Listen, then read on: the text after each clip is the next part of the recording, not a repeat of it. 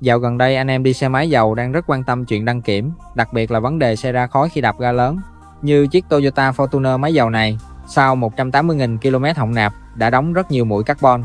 Khi họng nạp bẩn, luồng gió vào động cơ bị cản trở, quá trình đốt không tối ưu, xe dễ ra khói đen khi đạp ga mạnh.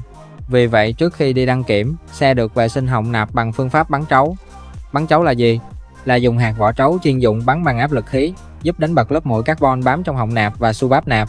Ưu điểm của phương pháp này, làm sạch carbon rất hiệu quả, không làm chày bề mặt kim loại, họng nạp sạch, gần như trở lại trạng thái zin. Sau khi vệ sinh, luồng gió vào động cơ thông thoáng hơn, động cơ đốt nhiên liệu tốt hơn, giảm tình trạng khói đen, giúp xe dễ đạt chuẩn đăng kiểm hơn. Anh em chạy xe máy dầu khoảng 100 đến 200.000 km nên kiểm tra họng nạp định kỳ để động cơ luôn hoạt động tối ưu. Theo dõi Thắng Lợi Ô tô để xem thêm nhiều ca kỹ thuật thực tế nhé.